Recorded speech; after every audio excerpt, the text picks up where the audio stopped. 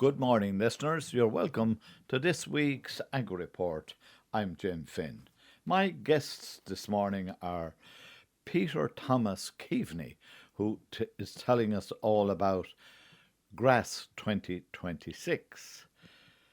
I'm joined by Ger Hartnett from the Health and Safety Authority, and my final guest this morning will be Dr. Colin McGarrald, and he will be telling us all about a series that's starting next week on TJ Cahir, all about the River Suir. My first guest this morning is Orla Walsh from Teagasc, and Orla is an organic advisor here in the county, and she's going to tell us everything that's happening on the organic front. Good morning, Orla, and thanks for joining us. Morning, Jim. How are you? I'm very well, thank you. At least the weather is a little bit changeable this week as well, unfortunately. Things It haven't is. really settled down yet, have they? No, they haven't. But sure, look, we'll be hoping that from now on that things will start to settle. Like it's, I suppose, heading to the time of year where they would be. I suppose everybody's anxious to get out and get grazing. So we'll be hoping that Yeah. temperatures will increase and that we'll get a good few dry days together, hopefully. Okay, from an organic point of view, then, this weather has held organic farmers up as well, and they find themselves maybe a week or two behind we'd say conventional farmer at this stage.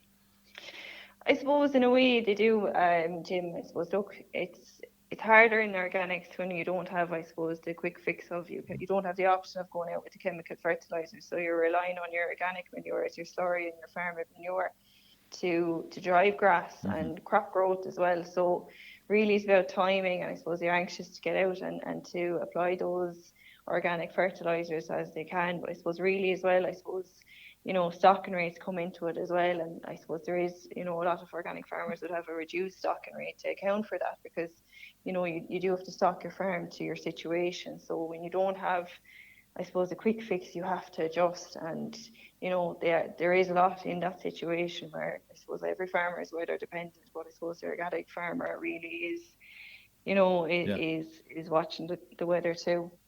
And would there be much then tillage, many tillage organic tillage farmers in the county at the moment? So I suppose in the county in total we've 249 organic farmers in Hmm. Tipperary. So I suppose look, 70 to 80% of that is going to be your beef and sheep farmer, and the balance then is probably majority will be tillage with a small minority of dairy and horticulture making up the balance. Hmm. But your majority still, even on its county, but it's reflected across the country, is still the beef and sheep farmer. Okay, so we're only looking at something in the region between 15 and 20 organic tillage farmers in the county anyway. Yeah, slightly, yeah, Yeah, about that. yeah, But about I that. Yeah, suppose, yeah, the last tranche of the scheme focused on tillage farmers, yeah. just closed out before Christmas. So there was 269 new applicants across the country, joined the organic farming scheme before Christmas. I suppose the department changed the selection criteria this year, that they focused it on kind of ranking and selection that was prioritised towards your dairy, your horticulture, and then I suppose tillage as well was prioritised, followed by the beef and sheep farmer. So I suppose now we're looking at 5,700 organic farmers in the country. So like growth in organics has been very good and positive. Like it's tripled really in the last 5 years, which is significant growth for, I suppose, a sector that's growing steady is the way to put it. Right, and of course, that growth has been driven by the various organic schemes, and I know you want to bring us up to date on those as well, Orla. Yeah, so without a doubt, the organic farming scheme is definitely, I suppose, the number one driver of, I suppose, farmers looking to convert to organics. And also, I suppose, in addition to that, you have the organic capital investment scheme, which is essentially TAMS for organic farmers, which is 60% eligible grant there. And there's also the organic processing investment scheme. That's an additional funding support that's available for organic farmers if they want to do any on-farm processing. So the likes of, you know, um, Hmm. meat, meat processing or, fruit and veg or milk vending machines, or even there's tillage options in it there for dryers and grain stores. So, funding is significant in the organics, but I suppose as a sector, the rising costs as well was definitely a significant factor that did drive a lot of organic or farmers to look towards organic. And I suppose there's going to be a lot of farmers maybe this year as well that are at that crossroad again with the rising costs of inputs, that are going to look at maybe, maybe organics is something that they could look at. And even, partial conversion is an option where you don't have to put all the farm in. You could decide that you want to dip the toe in and try and do a bit of organics. On a whole farm scale, it might actually help reduce costs overall. What's the market like? Is that growing the whole time, or has it maybe plateaued a bit? Yeah, like demand for organic produce, Jim, has increased across Europe. Right. I suppose, look, really, countries that are driving it are the likes of France, Germany, the Netherlands, like, because they're, I suppose, the main players in it, and they can no longer meet their domestic demand. But I suppose, look, across Ireland, growth is increasing continuously as well. And even surveys that are being done, consumers are willing to buy more organic. And even, I suppose, what's positive as well is that younger shoppers are looking to purchase organics. And I suppose that's a reflection on, I suppose, trends and consumers and becoming more aware. But I suppose we often hear this chicken and egg, and I suppose it frustrates us all, farmers and advisors, about the organics and the supply of organics. And I suppose, look, the demand is there. It's just a matter of, I suppose, bringing the stakeholders together to try and make it more of a continuous supply so that the demand can increase, and that, it'll be, produce will be more available all year round rather than, I suppose, this seasonality. Would I be right then in saying that the schemes are not open at the moment, but will open again later in 2026? Yeah, that's correct, Jim. So at the minute, the organic farming scheme to apply for new people to sign up to organics is currently closed, and generally that opens towards the back end of the year, so usually kind of around November time it'll open for new applications. So anyone that's considering, I suppose, look, keep an eye out for that as the year goes on. But I suppose for anyone that's in organics, TAMS is open in cycles, so that's continuously available to apply for the Organic Capital Investment Scheme. The Organic Processing Investment Scheme isn't actually open at the minute, the OPIGs, but we're told that it should open soon enough. So again, just, I suppose, keep an eye on the website. But I suppose you mentioned schemes there, Jim. I suppose the big one at the minute is the BIS, so the Basic Income Support for Sustainability. And that's an annual scheme that all farmers have to apply for. So I suppose whether you're organic or conventional, I suppose just to encourage everyone to book in to complete their base appointment with their advisor to get that done. And I suppose just for organic farmers as well, that's a key thing, because I suppose the BIS is your annual declaration that you're farming organically with the department. So it's key that that's done before the 15th of May. And also, I suppose the BIS is the parent scheme really for a lot of other schemes. So, if anyone wants to apply for, sheep welfare and things like that, that might open later in the year, you need to have your BIS application submitted. Right, and it has come to our attention that the department are running BIS clinics, and one of them is in Carrick-on-Shore, I believe. They are. So the department are running a series of BIS clinics all around the country. And I suppose the nearest one for our listeners in Tipperary is going to be on Tuesday, the 7th of April in the Carrick Hotel in Carrick-on-Shore. And that's from 10 to 4:30 p.m. So I suppose it's a good opportunity to attend to speak to department officials, maybe if you have a complex case or if something has changed. If you just need to speak to a department official, especially, it's a great way of getting it done in the one place. Rightio. And so, what would your takeaway thing to say to any organic farmer at the moment? What bit of advice would you give them, given the weather conditions, maybe this late spring we're now going to have? What should they be doing? What's the one takeaway? Yeah, I suppose, look, at the minute we're all looking at grazing, getting out to grazing, and I suppose the focus will turn to silage and making silage. So I suppose one of the key things at the minute is to build soil fertility and build it in the organic way. So I suppose, look, applying your slurry or farm manure as early as you can, applying lime to bring up soil fertility. If they can at all, if they don't have clover on the farm, it's worth looking now, especially, and speak to the advisor about maybe doing a bit of reseeding as we're in the spring to increase clover and clover rich swards in the on the farm, because I suppose, especially in an organic situation, like, clover is the engine that's going to drive the system because it's fixing nitrogen, Hmm. in an important way that's, I suppose, cost effective as well. So, it's really looking at that, I suppose, getting your soil fertility right. And I suppose, like I said, Jim, we in the organics we're going to have a webinar actually on Wednesday night. So Wednesday, the 1st of April at 7:30 p.m. And it's about making quality silage on organic farms. So I suppose, look, anyone that wants to join that, if you go to www.chagas/organics, the link to register will be there, and you can watch it live, or it will be recorded and you can watch it back. But I suppose we did a number of silage analysis trials there Yeah. last year that looked at, I suppose, silage quality on organic farms, and there was significant differences between, I suppose, top quality silage and lower performing forage. So, the results really highlight the critical impact that silage quality can have on animal performance in terms of, I suppose, live weight gain in particular, but also on overall farm profitability within the organic livestock systems. So I suppose advice would be, I suppose, to just try and keep things as cost effective as you can, and really that goes back to grazed grass because it's the cheapest feed. Okay, well, look, thanks very much for joining us this morning, Orla.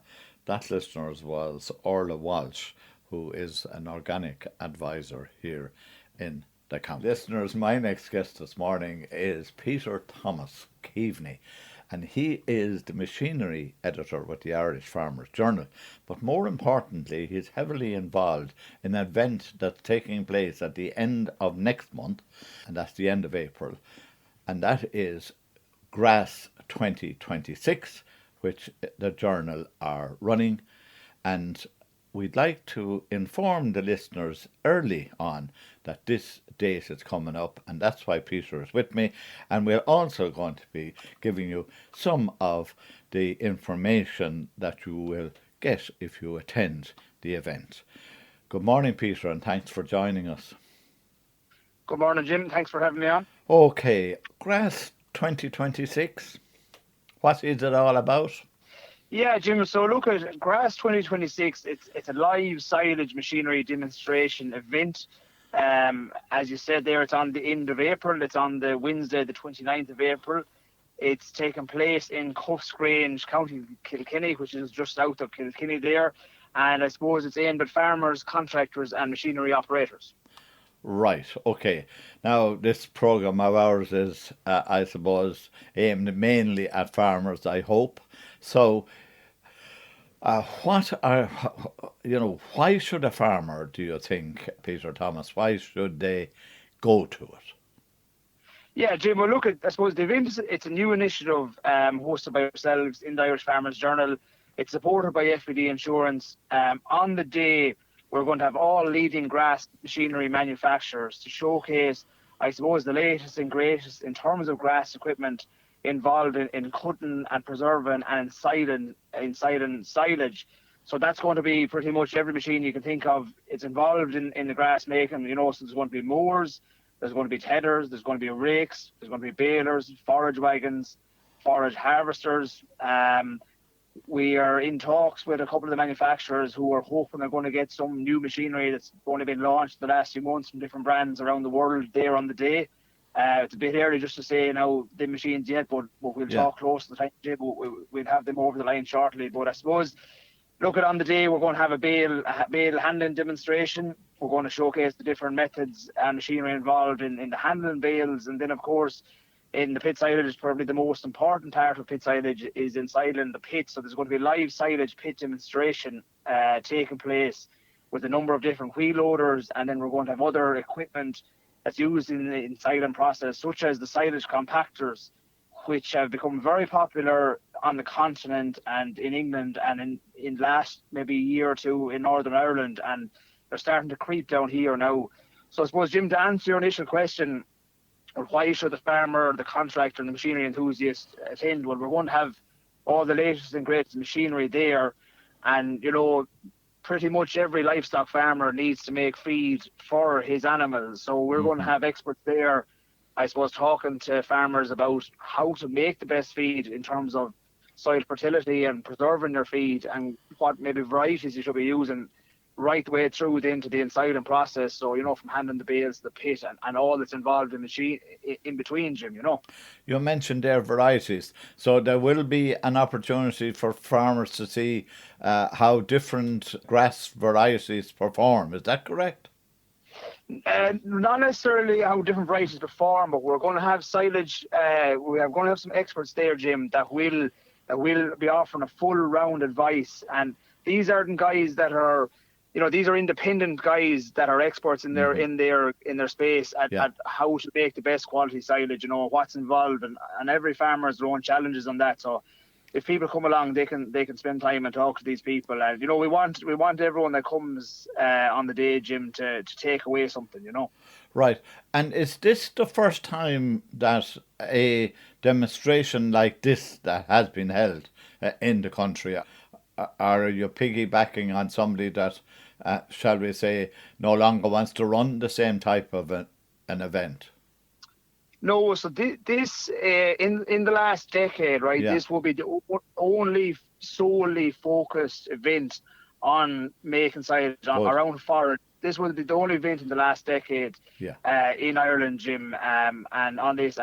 And for as long as I can remember, there's never been a one-day event with all this machinery there that's focused solely on silage and forage and the installation of it. So, no, I'd say we're fairly unique in that, Yeah, and that's very important because and I know that the making of silage has advanced since silage was introduced to Ireland, 60 years ago at this stage anyway. And at that time it was very simple how to make it. It's no longer simple. You spoke there earlier, Peter, about preserving. Will people be able to see various types of chemicals that are used to enhance preserving? Yeah, so there's going to be a trade village then as well. So Jim, there's going to be two elements to the event. Firstly, there'll be the live demonstration. That's where the machines will be working live. We'll have live commentary accompanying all the demonstrations from early in the morning right until late in the afternoon. We'll provide a rundown of the machines along with some general advice on making good silage, and that's going to happen. That's one element of it. And then on the second element of the event, then we're going to have a large trade village. So to date, we have over 100 exhibitors signed up. There's a lot more to sign up yet. And in the trade village, there's going to be manufacturers, machinery dealers, and industry stakeholders on hand there to answer farmers and contractors' questions, discuss their machinery needs. And within that, referring to your question about the silage additive, there's a lot of the guys that sell silage additive in Ireland. They have signed up. They will be in that trade village. So if anyone's looking to have a chat with them guys will be there as well, Jim. And I suppose when I'm talking about preserving there, and that's where that question came out of, needless to mention, you will be cutting the silage a day or two beforehand, and you'll be wilting. That'll be one of the main ways in which we get quality silage nowadays. We get good wilting, and that's what gives us the actual quality that we need. Will grass be that much forward that people will be able to cut at the end of April? Well, Jim, as you're aware, if you go back maybe 20 years or even 15 years, the silage season, it was really June bank holiday weekend before it kicked off, and we're in Galway ourselves here, Jim, and it kicks off here now on the 10th of May, and it really gets going on the 15th to the 20th of May, and by the bank holiday weekend, there's an awful lot of the first cut is actually done. Whereas if you go further east or further south down to your own part of the world, there's friends of mine contracting down there, Jim, and the end of April, the start of May is when them lads get rolling. And so I suppose it's all come back. The dates have been pulled back. The multi-cut system now is more popular, Lads aren't just taking 2 cuts, they're taking 3 cuts. There's more focus on feeding quality forage. Fertilizer is expensive, feed is expensive. So I suppose, focus on what you do inside the gates, and that's making good quality silage. So that's one element of it. And the second element of it, Jim, is, there's a huge appetite amongst farmers and contractors for this type of event. And as the contractors we spoke to prior to setting up this, they were saying, look, we'd absolutely love to be there, but we need to have it. We need to try and get it on before we get going at silage. So I suppose there's a window there, when the corn is sown and some of the lads have their maize done, and just before the silage kicks off, and that's what we were targeting. And the site that we have in Cuffs Grange in Kilkenny, it's a good dry farm. We didn't graze, so where the silage demonstration is taking place, there was a nice cover of grass starting off there, coming in from the back end. We gave it 3,000 gallons an acre. We got our urea on there, must be about 2 weeks ago at this stage now, and we have a second split of urea going shortly. So we've done the best we can. The weather's a bit all over the place, Jim. You know yourself, but there's very good cover of grass there, and considering. So we're hoping now we get a bit of weather at all, and we will have a good crop in it. Like it's got every chance in the world to grow. So. That's how we're looking there, Jim, Okay, well, look, I know this is happening on the 29th of April. I will talk to you again, please God, before the event when the grass is nearly knee high, which would be too strong anyway nowadays, and we'll have a more in-depth talk about everything that you're going to have there and where your major sponsors and major machinery people are. But for now, Peter Thomas, thanks very much for joining us this morning here on Tip FM. Listeners, my next guest this morning is Gerard Hartnett, and Gerard is with the Health and Safety Authority, and particular department that he works for, the area rather that he works in, is in farm safety. And currently there is a farm safety event or events happening across the country, and they are going to last for the next 4 weeks. And it's about that particular campaign that they have on at the moment that Gerard is joining me. Good morning, Gerard, and thanks for joining me once again. Good morning, Jim, and thank you very much for the opportunity to speak to you and your listeners. Okay, we're back talking again. So you said before we went on air, 2025 was not a good year. No, unfortunately, we saw 24 farm fatalities in 2025. And over the last 10 years, we've seen 73 people die in vehicle-related incidents on farms, which is the reason that we have commenced this National Farm Safety Inspection campaign this week. Okay, so this campaign is going to last, as I said there at the beginning, it's going to last for 4 weeks this time, much shorter the last time you did it. Yes, Jim. So the campaign commenced on Monday, which was the 23rd of March, and the focus of this campaign is on the safe use of tractors, machinery, quad bikes in particular, and other vehicles on farms.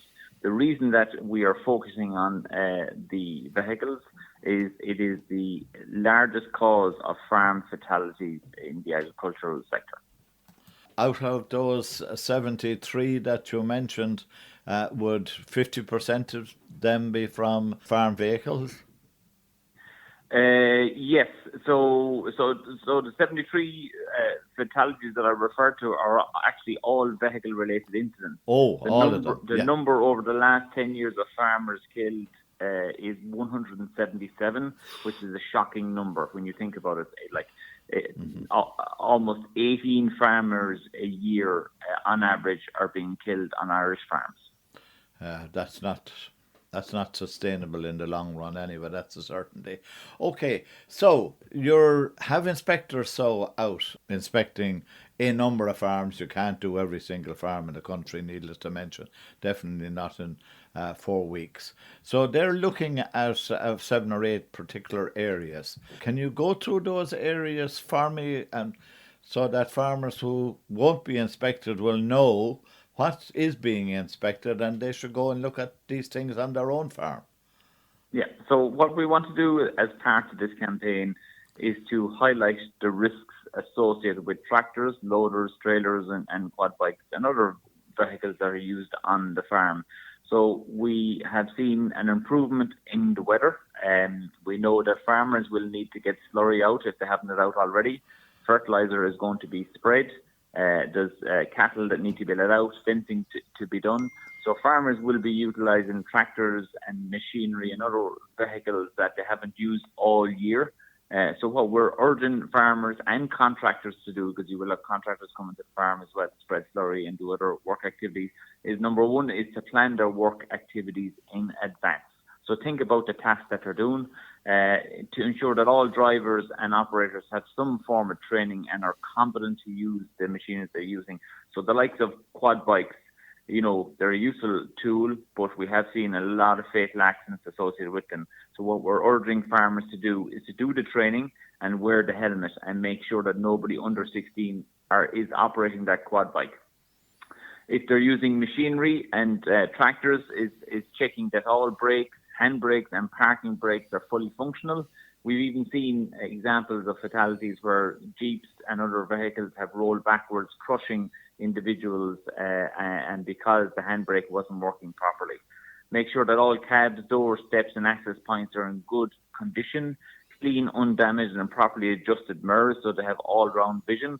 Most of the fatalities that occur in agriculture happen in the farmyards. Ensure that appropriate personal protective equipment is available for all operators, particularly when handling fertilizer and slurry, and organise work in particular to prevent children and vulnerable individuals from entering the work areas. So we know that the Easter holidays are coming up. Kids will be off and they're very interested in large machinery, contractors coming to the yard. They should be kept separate from the work activities. And what we do know as well is that nearly over half of all fatal accidents on farm happen to farmers over the age of 65 years of age. So we would identify them. Older farmers have an awful lot to contribute, but they do need to be cautious around large machinery. They may not have the same level of mobility and adaptability as they had in the past. So they are the focus areas that our inspectors on the ground will be looking at. The one thing that everybody looks at, and I haven't come across this much in recent years, and that is fatalities because of unprotected power shafts. That doesn't seem PTO shafts. That seems doesn't seem Jim, to be one of the real ones that you're highlighting at the moment, are they? Yeah, so if you look at the positives, Jim, and there are positives, obviously, so we've seen a reduction in accidents associated with PTOs. They still happen, but they're much less. So the PTO guarding and the grants that are available and the supports that are there have led to an improvement around PTO entanglement and subsequent fatalities. We've also seen a reduction in the number of young persons killed on farms. So we categorise young persons as between the age of 0 and 17 years of age, albeit in the last 10 years, 8 people under 17 died on Irish farms. And all of the cause of those fatal accidents were associated with machinery and tractors. So it's important to note those couple of points, that there has been a reduction in young persons being killed on farms, has been a reduction in accidents associated with PTOs, and there actually has been a reduction in accidents associated with slurry gas, agitating and spreading slurry, because the awareness is out there. But the other focus areas, older farmers and working around machinery and livestock and falls from height are the significant cause of fatal accidents. And that's the purpose of this current campaign, that in the knowledge that we know farmers will be going out spreading slurry, spreading fertilizer, using tractors, machinery and other vehicles to do work activities.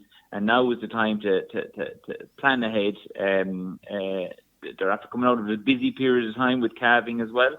And we're asking the farmers to review their risk assessment, put the correct controls in place and to prevent accidents from happening, which are entirely preventable. You mentioned livestock, Gerald, particularly dairy farmers and farmers that have single suckle cows. They have invested quite a bit in safety around the actual calving of cows. Has that led to any reduction in fatalities or serious accidents at that particular event, calving cows? Well, we still see fatalities associated with calving season and with cows that are freshly calved in particular. Handling facilities have improved, but it would be very difficult to say, Jim, if there has been an improvement in the number of fatal accidents. I would estimate that the number of accidents associated with calves and cows has not gone down, despite improved handling facilities. So that awareness amongst farmers still needs to be communicated and highlighted to them. A lot of farmers, they're really small farmers, and the investment to put in proper calving facilities probably isn't, and they're probably the elder farmers as well, don't put in because of the actual cost, even though there are grants out there. Yeah, I do not know. No, you don't. It'd be very difficult to identify what the limiting factor for improving facilities are. But what we do know is it's the older farmer that is predominantly at risk, and it is the smaller farmer with poorer facilities that you generally see these serious accidents. That's not saying you won't have an accident on a larger dairy farm with good facilities, etc. But that is what we're seeing, and what we know is that it definitely is the older farmer that is significantly at risk. And before I let you go, then, what's your advice to anybody listening to us this morning? I know you've probably mentioned them all once, if not twice, but it won't be any harm to mention them again. Yeah, so I suppose, look, the call that we're putting out there is that farmers are very knowledgeable on what are causing accidents. They understand what causes accidents. So we know that this time of year it is around calving season, it is around machinery and vehicles, and later on in the year it is around working in height and repairs to roofs. So they're the three main causes of fatal accidents to the farming sector in Ireland. So what we're calling on farmers is to plan ahead their work, to think about what activities they're doing, and to risk assess things properly and make sure there's safety measures in place. So with regard to the current campaign, we're asking farmers to ensure that a driver or operator of a vehicle or a machine is trained and competent, be that a quad bike or industrial loader or another piece of work equipment, making sure that the machine and the tractor is in good working order. So brakes and steering, hitching mechanisms, making sure the cab is clean and tidy, that there is all-round vision with mirrors are repaired properly, and that they wear the appropriate PPE, and in particular with the upcoming Easter holidays is to make sure that kids are kept separate from the work activities, and pay particular attention to older farmers as well, who are significantly more at risk. Okay, look at Gerard. I know it's great talking to you, but I'd prefer if I was talking to you less than I am every year. But look, thanks for joining us this morning. Thanks for warning all the farmers out there their responsibility with regard to safety on their farms. Thanks, Jim, and thanks to your listeners also. That listeners was Gerard Hartnett from the Health and Safety Authority. Listeners, my next guest this morning is Colm McGarald, and Colm is the presenter of a programme that is going to air on the 1st of April at 9:30, and it's all about, on TG Cahir by the way, and it's all about the River Suir, and it's a series of 4 programmes on the Suir, and the first of which is aired on the 1st of April. Good morning, Colm, and thanks very much for joining us. Oh, good morning, Tim. I hope you're doing well, and thanks for having me. We're doing very well, but we'd like to know what you're going to do with the Suir, please. What am I? What am I going to do? I suppose I'll say I've already done it, what I was supposed to do, but we're about to present a new show. It'll be coming out, as you said, a 4-part series for TG Cahir, where basically we spent all the summer going down the river by canoe and talking about the history of, from sources sea, but talk about the history of, I suppose, of the area, of the Irish language in the region, of the great people of Tip, and I suppose all the people that were as part of this adventure along the way. Right, and it took you the whole of last summer to put the whole thing, to do the trip down the shore. I suppose just depending on the filming schedule that we had, but yeah, we went all the way from, as we said, from up past the Devil's Bit, down Thurles, Carrignashuda, and out as far as the port in Waterford and beyond. And again, just highlighting, I suppose, the wealth of history and I suppose the really fascinating things that can be found along the riverside. Right. So basically, you are looking at, we'd say, maybe from a kilometre each side of the bank. Is that really what we're looking at? And No, I was on the boat. I was in the middle of the river going the whole way down. Well, I know you were, but when you're looking at the history or the features, maybe from 1 kilometre each side of each of the banks. And when I say that, I'm looking at things like you're definitely going to feature Lochmore Castle in it. Oh yeah, well we had a great day in Lochmore, and obviously we went to a castle, and we saw some. I suppose we got. Sometimes we diverted, so we went down. We got into the Rock of Cashel, and we were shown. I suppose we got a great day inside there as well, and I suppose it is more like that idea of yes, while we're going by the river. There were times where we would slightly veer off to highlight I suppose the great aspects of history and heritage that you could find along the shoreway.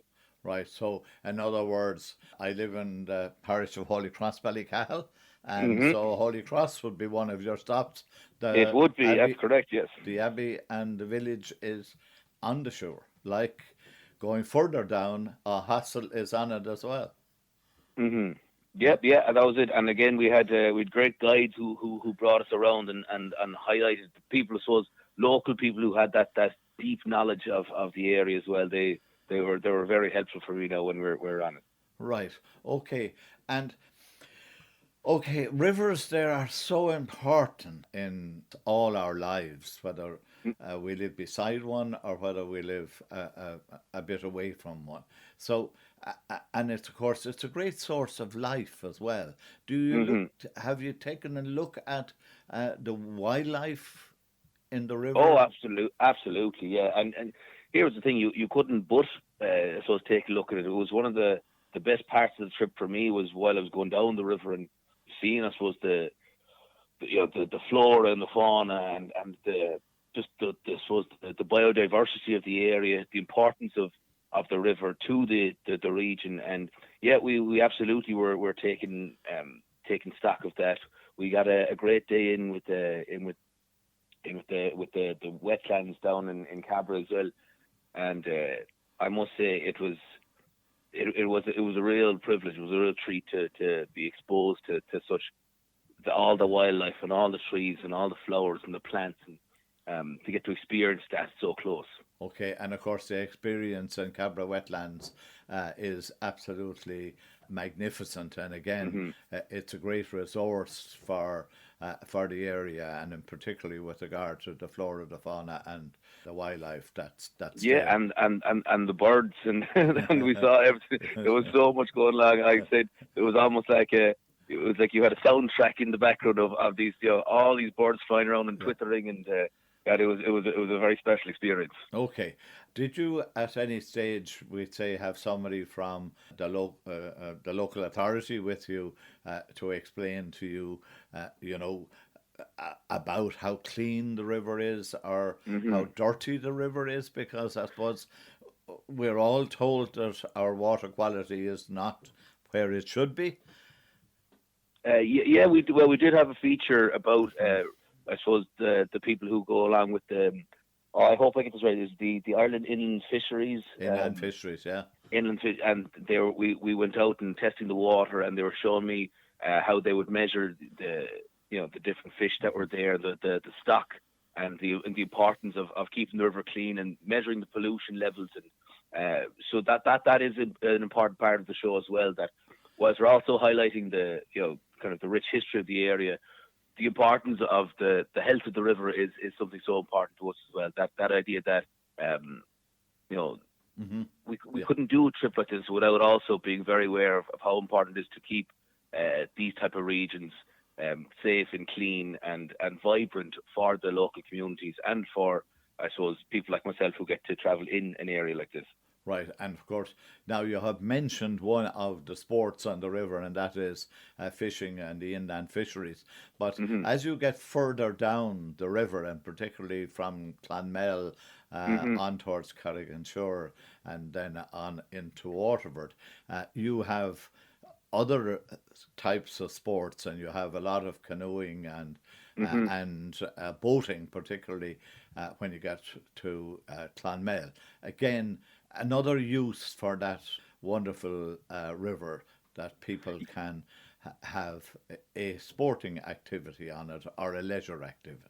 Oh, absolutely. I mean, yes, I had my first experience of fly fishing when I was on the river up further north. Then, as we got further south and you get more weirs and the currents become stronger, we had people out kayaking and doing flips and tricks, and obviously then you have more regions that the likes of like Coolmore Stud, where the horses are going, kind of highlighting the fine land that you have there as well. But yes, the river is also a wonderful place for that kind of sporting, and I mean, even when we were going by, you would see the fact that the Blueway was being used for people walking, for people cycling, and that's all, I suppose, very important to show again how central the river is to the lives of the people around the area and how they can make such great use of it. Times, I suppose, certain things happen, and I'm thinking of times when we get excessive rainfall, and particularly towns like Clonmel have had to put up defences against the shore flooding into the streets and their homes. Again, that's another feature nowadays of rivers, in particular, that flooding causes damage and causes damage to buildings. And the one place you would have met that in particular would have been in Clonmel. Yeah, I suppose to a certain extent we were lucky with our filming schedule for the first month and a half, in that the weather was magic. It was beautiful, but there were a few delays then when the weather turned, and you'd be aware of that now when you're down in Clonmel, that it has its own climate as well. I suppose that's what makes it so well suited for for the likes of Bulmers and the growing of apples and all these, that it has its own kind of microclimate where there is fog and grey and mist, and the river itself is its own. It can be its own beast as well in that type of thing. That was kind of one of the cool parts about the trip as well, that even though I'm on the same river, shall we say, from the source to the sea, there was so many different versions or variations of it. Sometimes it was soft and shallow and slow, and other times it was so fast and the current was so strong, and it's much wider in certain places, more narrow with rushes in others. And again, that kind of just shows how varied the shore is, and how it's I suppose we just kind of had to deal with that along the different parts of the length of it. And how intimidating, and I shouldn't say this to a Kerry man, but how intimidating was it when you eventually got to Waterford and the Three Sisters had combined to be a massive source of water flowing into the sea? Yeah, it was again one of the ones, I suppose, exciting but also kind of scary, in that I'd never been out in such a body in terms of in a canoe like this. We did the whole length in a Canadian canoe, and when you just see just how vast that was, the power, you could feel it in the boat, the tonnage of water that was underneath you, and I'd kind of keep my wits about me when I was in the water that day, because you could feel the wind and the currents; they were all turning, and but again, that kind of goes with the point there of that confluence when the different rivers came together. That it just shows, I had been only a few weeks beforehand going down a little stream that it was so leisurely and calm, and I could reflect upon my thoughts and be looking at the trees and the birds. And when I was out in that place where all the three rivers came, I'm telling you, there was only one thing in my head there, and that was the next paddle and making sure that it carried on, keeping that boat upright. That was important. Very, very important. Look, so it all starts anyway as far as TG Caherty is concerned on next Wednesday at 9:30. Is it every Wednesday after that, Colin? Yes, it'll be every Wednesday at the same time along TG Caherty. And I also want to highlight as well that we got to see some great. When I was in the likes of Semple Stadium, we met the likes of Leo Lee, and he is after creating the whole sound, the soundtrack for the show. So it's original music by such an important figure in the music world. So it really creates a mood and an atmosphere. And I'm so looking forward to getting the chance for that people will get to see the show. And it'll be every Wednesday at Larchin Eye. Okay. Well, look at. Congratulations on doing it. We look forward to seeing it here in Tipperary, and I sincerely hope that everybody in every county in Ireland gets a chance to see this series on the River Shore. Gur míle mágad Tom Fear bích láid after the cara. Tá an Gaeilge go hana bhagat. Ar there. Slán go fóil. Slán. That, listeners, is Ag Report for this week. I hope you enjoyed the show and that you'll join me at the same time next week. Coming up next is the news at 10 o'clock, and after that, Eamon Dwyer presents Down Your Way.